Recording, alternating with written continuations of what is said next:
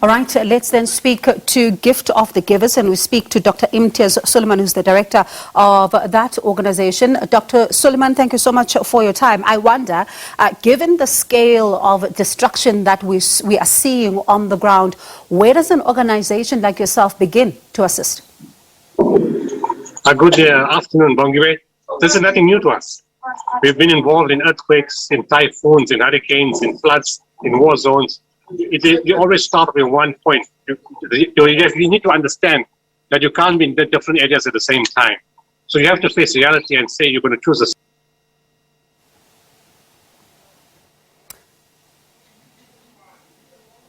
Dr. Sooliman, I'm not sure if you're able to unmute. We couldn't hear you. Yeah, it muted on its own. Can you hear me now? Now we can hear you. Yeah.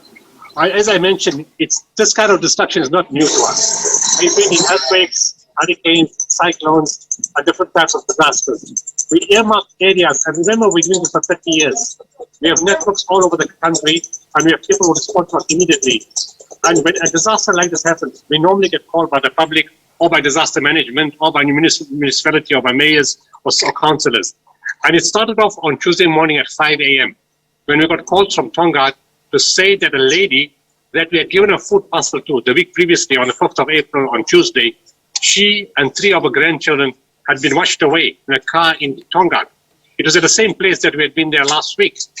And immediately we went there because our teams were very touched by what had happened. And when they got there, of course, they saw all the other people that we had helped staying in flats. And the water in the flats was 1 meter high. Immediately we alerted all our networks throughout the province. And by the end of the day, we had covered Hillcrest, Pinetown, New Germany, Claremont, Durban Central, Umlazi, Inanda, KwaMashu, Phoenix, Chatsworth, Isipingo, parts of Mzinto, and parts of Potchefstroom. And on the same day, our team started distributing in Tonga, in that area, and also in Amshloti. People are well off there, but water was not available.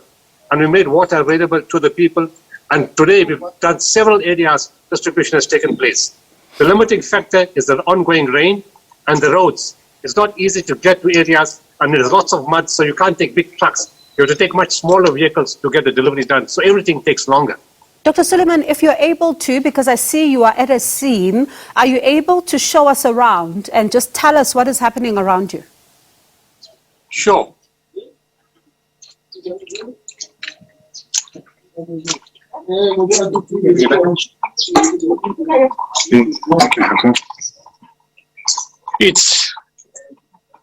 We're in a place in Durban North, and we're not realizing that this place are friends of ours. There is such a rescue personnel are trying to rescue a body. It happened on Monday night when the rains came. The boundary wall collapsed. First on our friend's house into the dining room, and then afterwards on the friend's neighbor's home. And when it fell on the second house, it fell on the room where the domestic was living. She got trapped under the wall of rubble and concrete, and has been trapped there since Monday. The search and rescue team from the SFs have been here. They've been diligent. They've been working very hard. They've been working manually, because right now the equipment that's required is in great demand throughout the province. Everybody needs the same equipment. Everybody wants to move rubble. Everybody wants to move sand. So they've been trying, and it's raining. It makes it much more difficult. It's raining right now. Every time you think you're making progress, it rains. So fortunately, we put a call to our social media pages and asked for a bobcat. And somebody came right now, but he has to find his driver. He has to find a tow truck to bring the bobcat here. It's still come here in the rain, but he's gone to try and do that.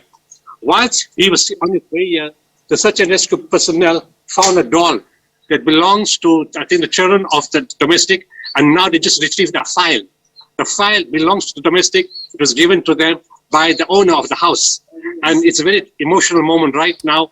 And now, even in the rain, the search and rescue personnel are motivated because they've come so far.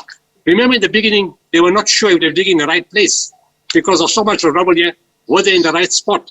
And right now, they're almost confident they're in the right place, and they should find the body soon, hopefully, if they don't have to go too deep. So the digging is carrying on whilst we're waiting for a bobcat to come around this house to climb up on the sandbank. Otherwise, the neighbor's wall have to be broken down to bring, or even the garages be broken down to try to bring a machine through.